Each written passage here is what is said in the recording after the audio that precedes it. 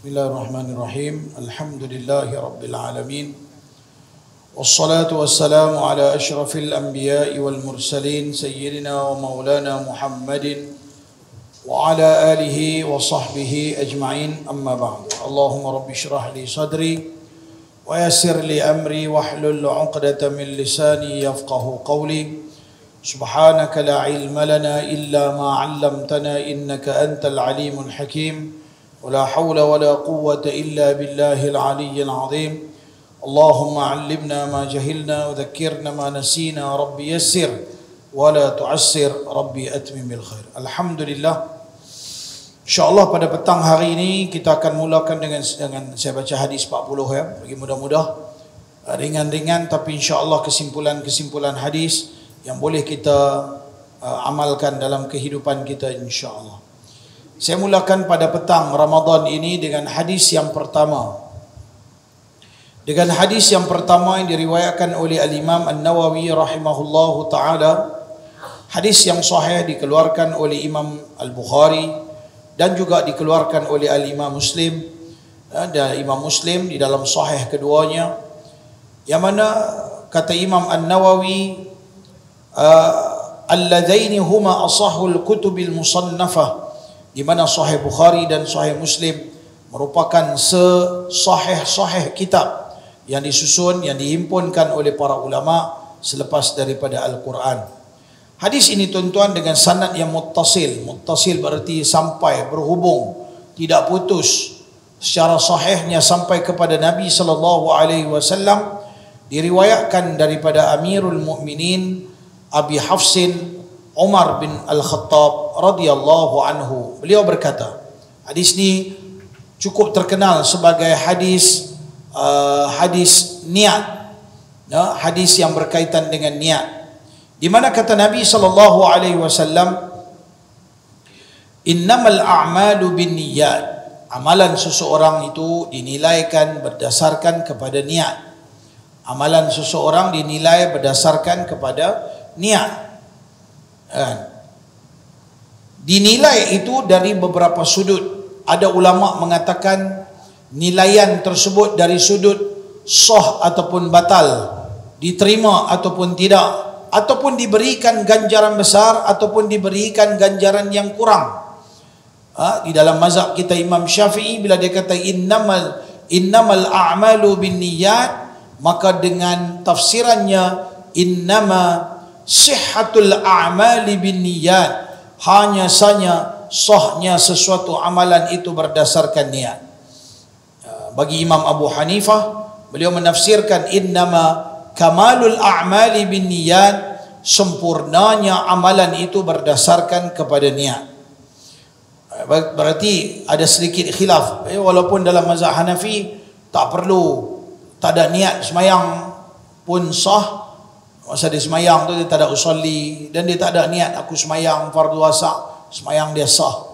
Dalam mazhab kita Syafi'i tak boleh. Siapa-siapa takbiratul ihram, dalam hati dia ketika takbir, dia tak kata dalam hati dia aku semayang ataupun sahaja aku semayang fardu asar.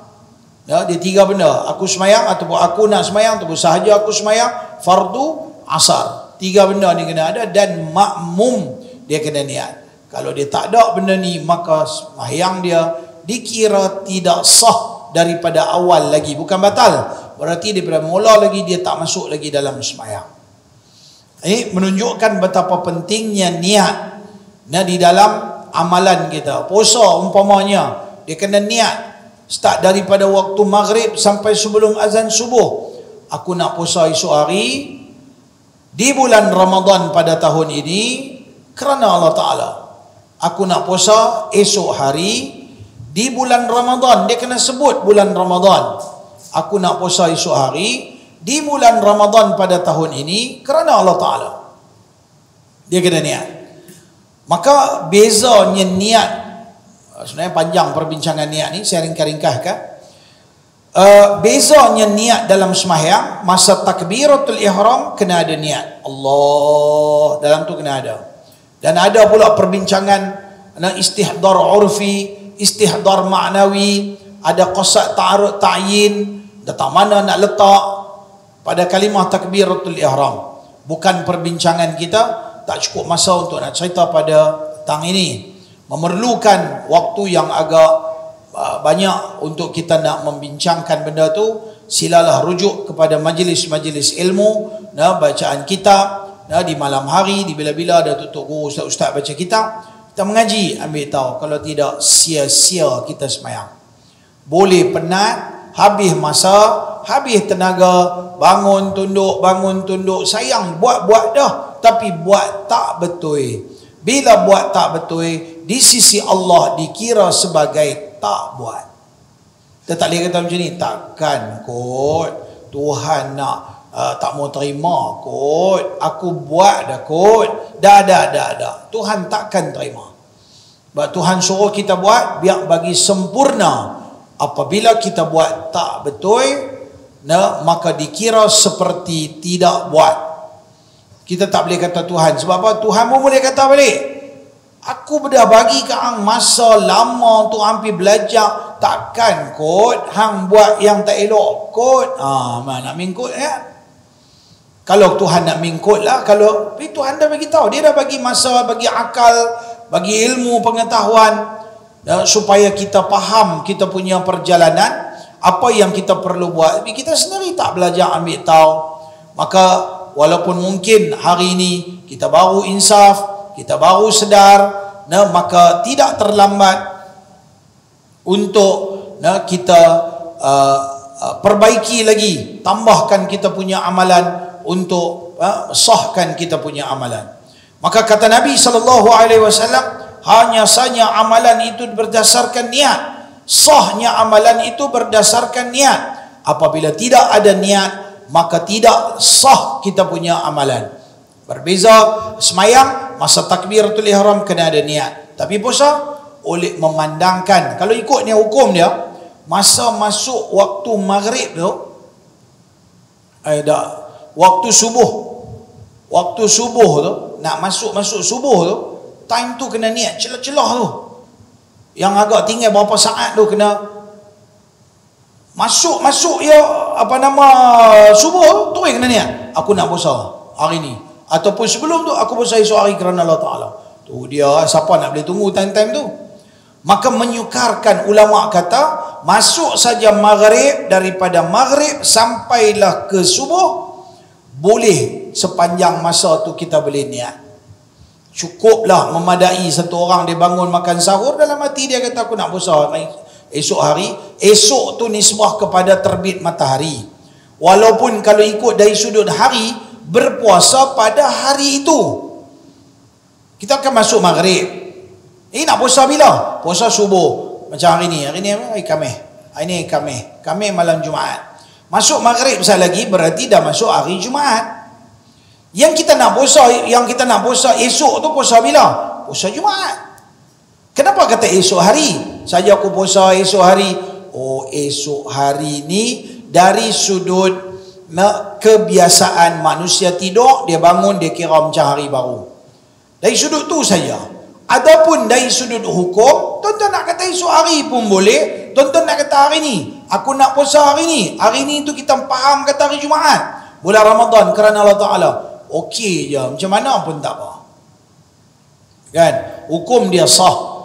Tetapi dah menjadi kebiasaan manusia, apabila dia tidur, dia bangun, dia kira macam satu hari yang baru. Maka tak salah apabila dia mengatakan nawaitu sauma ghadin, saja aku nak puasa esok hari. Ghadin tu esok, padahal puasa hari ni. Hak tu pun ada juga setengah-setengah ustaz dia duk komen pasal hak tu. Apa ni, orang dulu-dulu ni tak betul duk niat nawaitu sauma ghadin, kena niat nawaitul yauma, hari aku nak puasa pada hari ni, al yaum. Macam-macam benda hak tu pun nak korek bagi susah. Tak payah korek bagi susah. Jadi kita faham bila nak kata hari ni ke, nak kata esok ke, bila. Ada pula orang dia kata lusa. Nak tahu lah. Orang Arab di setengah-setengah tempat, setengah negara, kalau esok hari dia kata ghadan, esok hari. Kalau lusa dia kata bukrah. Lusa. Di setengah-setengah negara, bukrah tu adalah esok, lusa dia kata ba'da bukrah. Bahasa ya. Kata bila-bila pun, hari ni ke esok ke lusa, ya, hang faham bila? Hang faham hari ni nak puasa? Puasa, silakan. Oleh kerana masalah puasa ni susah untuk nak tunggu time dia, nak bagi dapat qasad ta'arud ta'yin dia, maka boleh niat masa duk buka puasa tu, aku nak puasa bulan Ramadan esok hari. Beruntunglah kalau semalam siapa-siapa yang telah pun niat sebulan di dalam bulan Ramadan. Berarti sepanjang Ramadan, apabila dia terlupa, ada hari-hari yang dia terlupa niat puasa Ramadan, berarti puasa dia sah. Asal ulama yang memfatwakan puasa niat sebulan ni ada dalam mazhab Maliki, Imam Malik. Imam Syafi'i kata tak, kena niat setiap hari, tak boleh niat sebulan. Tetapi ulama-ulama dalam mazhab Imam Syafi'i, istilahnya dia panggil Asy-Syafi'iyah, ulama-ulama dalam mazhab Syafi'i mengatakan kadang-kadang ada juga orang yang terlupa, maka ulama mengharuskan niat pada malam yang pertama niat sebulan dan niat setiap hari. Maka niat sebulan ni untuk cover bagi mereka-mereka yang ada sebarang keuzuran. Kadang-kadang kita tak sedap bulan-bulan puasa ni panas, tengok di luar panas, kering, letih. Jadi bila kita buka-buka puasa, kena-kena ayak makan pula kenyang dia, kena-kena tu ramai duduk take cushion tu tak perasan. Rupanya tidur lena ni, dengar bunyi azan, kita duk ingat azan isyak, rupanya azan subuh. Nak abang kata punya letih, kemungkinan boleh berlaku pada manusia macam tu. Maka orang-orang macam ni, dia tak ada niat. Apa akan jadi pada orang-orang macam ni? Puasa dia sah apabila dia niat sebulan. Ya, penting. Niat adalah penentu sama ada sah ataupun tidak sesuatu amalan yang dibuatkan oleh seseorang manusia. Niat tu penting. Lepas tu Nabi kata apa? Innamal a'malu bin niyat. Amalan itu berdasarkan niat. Ulama mengatakan bahawa hadis innamal a'malu bin niyat dikira sebagai hadis-hadis penting. Sebab tu Imam Nawawi dia kumpul 40 hadis ni, sebab 40 hadis ni menjadi dasar agama. Kalau tuan-tuan sepanjang Ramadan insya-Allah mudah-mudahan ada rezeki bersama dengan saya di masjid ini sepanjang Ramadan Asak, tuan-tuan dapat khatam kitab ni 40 hadis ni, tuan-tuan dah dikira sebagai orang yang ada asas di dalam agama. Jangan sampai kita asas pun kita tak ada. Sebab tu Imam Nawawi hadis ada puluh-puluh ribu. Pasal apa dia ambil 40 ni? Dia rasa benda-benda penting. Sebab tu Imam Nawawi, Imam Syafi'i, ulama mengatakan hadis pertama ni saja merupakan hadis paling penting. Bahkan dia mencakupi, hadis pertama ni mencakupi 80%, orang kata 75% daripada hukum hakam. Apa saja ibadat yang kena ada niat, yang membincangkan soal niat, bahkan semua ibadat ada niat berkait dengan hadis ni. Maka betapa pentingnya kita kena faham tentang niat. Siapa-siapa yang niat, setiap amalan itu berdasarkan niat. Wa innama likulli imri'in ma nawa, dan hanya saja seseorang itu dinilai setiap amalannya berdasarkan apa yang dia niat. Kalau dia niat kerana Allah, sebab tu Nabi SAW meneruskan hadis ni, Nabi kata apa? Faman kanat hijratuhu ila Allah wa rasulih. Siapa-siapa yang hijrahnya kerana Allah dan Rasulnya, hijrah tu apa dia? Dia nak berubah, dia nak main masjid, dia nak buat benda baik. Dia nak, kalau zaman Nabi tu ada satu pemuda ni, dia berkenan dekat satu perempuan, maka perempuan ni, marka dia ni, ikut keluarga dia hijrah ke Madinah. Maka budak muda ni, dia pun hijrah ke Madinah. Betul-betul dalam hati dia bukan kerana Allah dan Rasul, tapi pasal apa? Pasal kekasih dia berpindah ke bumi Madinah. Maka dia bukan hijrah kerana Allah dan Rasul. Baik itu Nabi SAW bersabda, "Faman kanat hijratuhu ila Allah wa rasulih." Siapa yang adalah hijrahnya kepada Allah dan Rasulnya, fa hijratuhu ila Allah wa rasulih. maka hijrahnya adalah kerana Allah dan Rasulnya. Wa man kanat hijratuhu ila dunya, dan siapa-siapa yang adalah hijrahnya itu lidunya, kerana dunia, yusibuha, kerana nak mendapatkan habuan dunia, aw imra'atin yankihuha, ataupun kerana perempuan yang ingin ia menikahinya, fa hijratuhu ila ma hajara ilaih, maka hijrahnya itu kepada apa yang dia nak. Kita yang mai ke masjid ni, ada tak macam-macam niat? Ada. Yang mai ke masjid ni niat nak balas kasut orang ada. Tuan boleh bayangkan, sejarah saya duduk mengajar di masjid ni dekat hampir 20 tahun lebih, selipar saya tak pernah hilang. Baru-baru ni selipar saya hilang. Oh yo, selama ni saya bawa main selipar murah, tak pernah hilang. Saya pergi umrah, saya beli selipar hak tebal sikit, tak tahulah hamba Allah mana balas. Apa dia nak jawab besok di akhirat? Dah balas pula kasut ustaz pula tu. Jangan buat main. Tok Wan saya nama Kadir Wali, jadi saya nama cucu Wali. Curi pula kasut cucu Wali. Cari pasal. Berani yo ambil. Kadang-kadang hari Jumaat tuan-tuan tengok sejarah dulu-dulu, mereka main ambil kasut orang pergi kerja, kasut boot yang ada apa nama, ada besi tu, safety boot. Kelang bagi, ambil bukan sini saja, di mana-mana tempat. Orang ambil. Main curi helmet orang. Main ambil, kadang-kadang orang letak parking motor, tak apa benda bubur dalam raga motor, boleh ambil. Ada masjid lain kawan kita, dia pergi masjid Neri lah, kawan kita tu pergi, dia pergi semayang tarawih 2-3 tahun yang telah lalu, pergi parking, dia letak beg tu lah, silap buat macam mana, dia pun tak perasan, sama, saya rasa dia serik lah tu. Dan dia letak apa nama beg dekat tempat duduk sebelah driver. Kutu ni dia sudah nampak, dia main, dia nampak ada beg, pecah cermin, ambil beg. Sian, orang teringin nak main buat amal ibadat. Tapi rupanya ada juga manusia yang mai ke rumah Allah, niat dia bukan kerana Allah, niat nak mai mencuri, niat nak mai dengan sesuatu daripada tujuan dunia. Ada orang niat nak mai masjid ni semata-mata kerana nak mai kencin dia mai pula, macam masjid ni bagus, bagi pula peluang siapa-siapa nak mai kencin, mai nak mai tandas, silakan mai, pergi kencin. Dia mai kencin, tak masuk masjid, nak sembahyang. Allahu Akbar. Niat bagus dah nak main masjid, tapi semata-mata kerana nak main kencing, niat tak betul. Kan? Ada orang main repair masjid, repair aircon masjid contohnya, repair wiring masjid umpamanya. Dah masuk dah dalam masjid, waktu semayang dia tak semayang, hanya semata-mata main repair saja. Apa dia dapat? Dia dapat repair. Dia dapat benda yang dia dapat lah. Dia dapatlah upah dia main repair tu. Tapi dia dapat pahala apabila dia duduk dalam masjid. Kalau dia niat i'tikaf, nah dia duduk dalam masjid, dia semayang tahiyatul masjid, dia duduk dalam masjid, dia semayang asar ke zuhur ke umpamanya, ambil peluang ketika berada di masjid. Tuan-tuan, jadi sebab tu jaga kita punya niat. Niat memainkan peranan yang amat penting dalam kehidupan seorang muslim. Niat membezakan antara adat dan syariat. Niat membezakan antara adat dan syariat. Ni kita buka puasa, dia bagi bubuk kanji dekat kita. Alhamdulillah. Ada bubuk kanji lagi. Kan, mai mengaji, lepas tu ada bubuk kanji lagi. Kan, alhamdulillah. Pasal apa orang dulu-dulu buat bubuk kanji?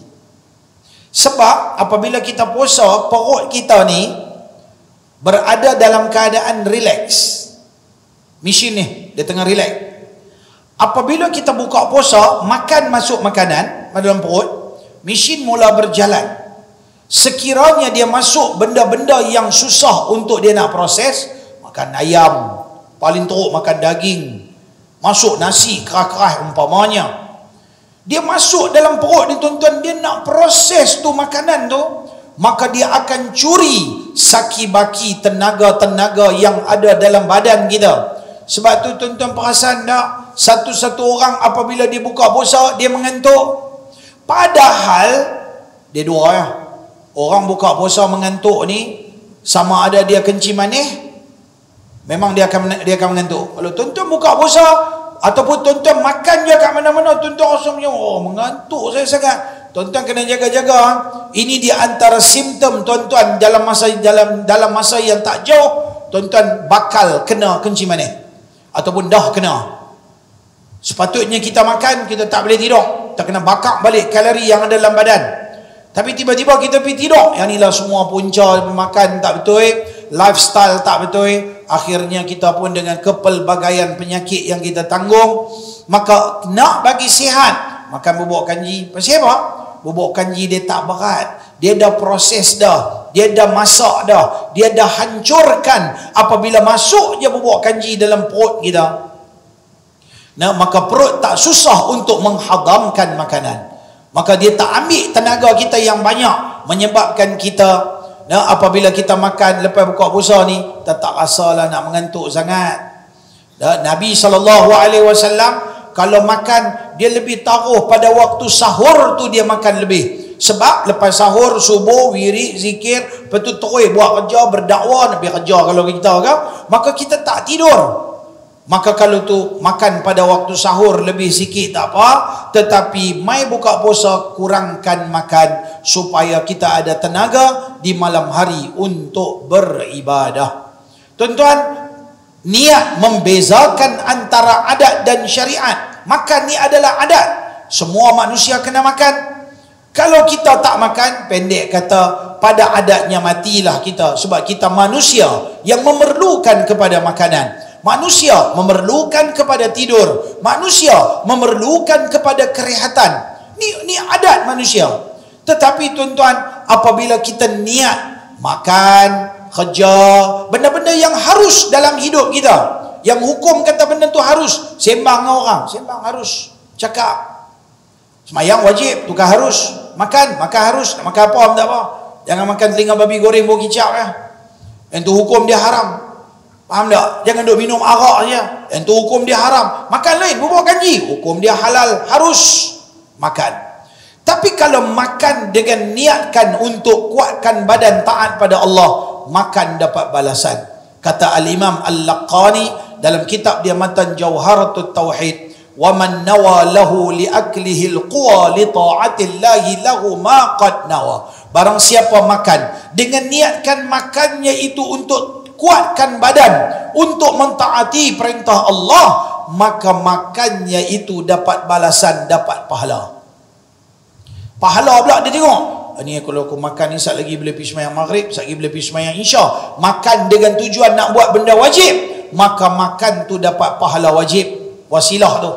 Kalau makan kerana nak pergi buat benda sunat, makan jadi dapat pahala sunat, bukan takat jadi harus. Maka makan ataupun perkara-perkara harus, dia dapat dinaikkan taraf dia menjadi wajib dan sunat. Asal harus tak dapat pahala, tapi makan dapat pahala, minum dapat pahala, rehat dapat pahala, qada hajat dapat pahala.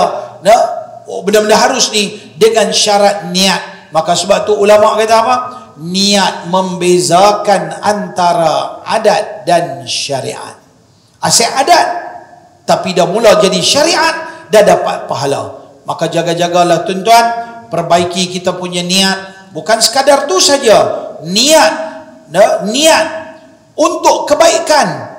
Niat untuk kebaikan. Contoh macam kita raya kan budaya kita bagi ampau, duit raya. Kalau kita rasa macam bagi duit raya, tak bagi tak boleh, macam tu, macam adat.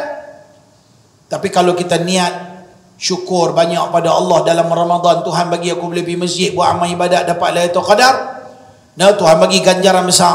Maka bila mai Syawal, nak zahirkan tanda kesyukuran, kita sediakan duit-duit untuk kita sedekahkan pada orang susah, pada kanak-kanak, anak orang susah, anak-anak yatim, orang fakir miskin umpamanya. Maka kita bagi dengan niat sedekah. Maka itulah yang membezakan antara adat dan syariat. Ini penting di antara kesimpulan-kesimpulan. Di satu lagi kesimpulan, Nabi SAW menyebutkan dalam satu hadis tadi, iaitulah kata Nabi SAW, faman kanat hijratuhu ila Allahi wa rasulih. Siapa-siapa yang adalah perubahan, hijrah bukan takat berpindah daripada satu tempat kepada satu tempat, tetapi apa saja perubahan sikap yang kita buat dalam hidup kita kerana Allah dan Rasul, maka kita dapat ganjaran. Apabila kita buat kerana adat, umpamanya ada orang tak isap rokok, disebabkan doktor bagi nasihat kat dia, tak boleh dah kalau hisap power-power dia lingkup. Dia berhenti bukan kerana Allah dan Rasul, dia berhenti kerana doktor abang, tak dapat pahala. Tapi kalau dia tahu yang ni pun doktor pun dah abang dah, alah yang ni pun haram, baik aku tinggal, ada juga habuan agama di situ, maka dapat pahala. Tapi kadang-kadang setengah orang dia tak ambil tahu pasal agama. Itu saya kata, kitab ni kitab basic, asas. Hang hidup atas dunia, kitab ni 40 hadis ni, 42 hadis dalam ni, hang kena khatam. Berarti hang dah nampak gambaran agama dalam kehidupan. Baru nampak gambaran, belum lagi detail agama. Tapi sekurang-kurangnya kira okey lah. Kalau orang tanya dia ni bodoh agama, taklah bodoh sangat. Pandai lah. Nak kata pandai tak terpandai, pandai mana pun tak. Nak kata tak tahu langsung pun tak. Sekurang-kurangnya basic asas agama kita tu ada. Mesti kena tahu. Hari ini kita belajar tentang niat yang merupakan pokok pangkal dasar dalam setiap amalan yang kita buat. Mungkin dalam Ramadan kita bersedekah, dalam Ramadan kita semayang. Ada orang sebelum Ramadan tak semayang, mai Ramadan semayang. Ada semayang lebih-lebih kurang sebelum Ramadan, mai Ramadan tingkatkan lagi amalan. Dalam sebelum Ramadan kita tak pernah bagi pun makanan ke orang, atau mai Ramadan kita bagi.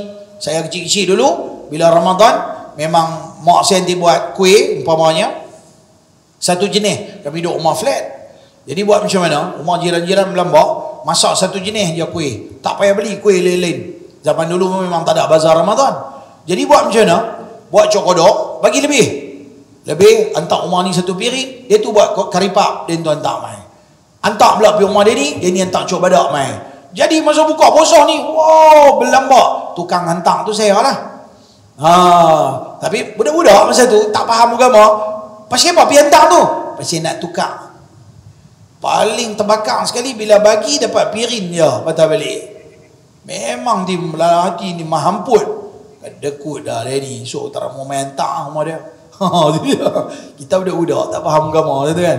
Pasal kita pi kerana kita nak tukar kuih. Kita faham kita pi tukar kuih. Kan? Walaupun mungkin ada orang tua-tua bagi nasihat, bagi tak bagi apa, tak apa. Kita pun pi, kosong lah. Muka pun tak senyum lah. Tapi kalau tengok nampak karipak patah balik mai, oh terima kasih makcik. Oh biar seronok. Kan? Jadi kita tak faham sebab apa? Tujuan kita bagi adalah kerana kita nak jadi manusia yang menyumbang kepada orang buka puasa. Tuan-tuan, bulan Ramadan ni satu kelebihan, kita bagi makan ke orang buka puasa. Orang buka puasa dengan makanan yang kita bagi. Yang tu kita kena pastikan. Bila orang buka puasa dengan makanan yang kita bagi, banyak mana pahala dalam Ramadan tu dia dapat hari tu. Katakanlah hari tu daripada pagi dia sembahyang subuh, dia sembahyang tahajud, qiyamul lail. Lepas tu dia baca Quran, dia zikir, wirid, doa dengan majlis ilmunya apa. Dan bayangkan dia duduk di pusat-pusat tahfiz, di madrasah-madrasah, di pondok-pondok. Dan memang daripada sebelum subuh kami di madrasah 4 pagi dah bangun dah. Untuk qiyamul lail sampai dengan selawat 1000 kali. Sampailah ke pukul 5. Pukul 5 kita sahur sampai 5.30. 5.30 sampai subuh kita ada bacaan kitab Al-Azkar Imam Nawawi. Kitab je tebal tu, mengaji tak habis lagi. Baru setengah. Dan sambung sampai azan subuh. Habis subuh wirid. Memang panjang-panjang, tak ada pendek-pendek lah. Apa barang pendek-pendek. Nak masuk syurga ni apa sikit-sikit kan. Tu pun kita rasa macam kita buat tak cukup lagi. Buat apa yang termampu buat ramai-ramai. Aku tumpang aku semangat ramai-ramai. Kalau seorang-seorang memang balok, kita buat ramai-ramai. Jadi kita buat, lepas tu sampai pukul 8 kita start baca kitab pula.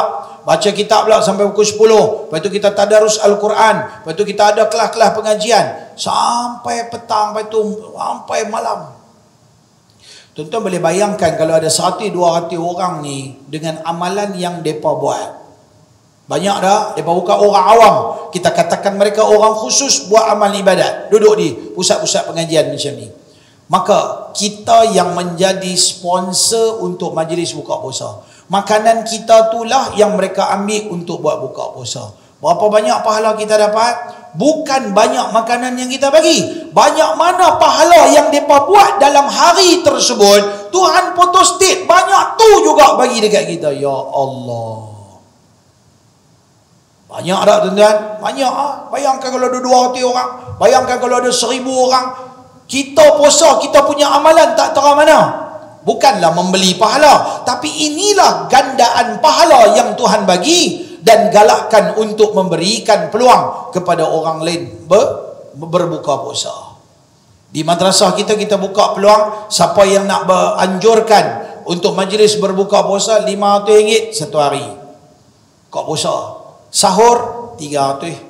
More RM200. More beli cucuk mahal. Sebiji RM1 lagi. Kalau ada tak mana-mana yang jual tiga opang, cepat-cepat mesej kat saya.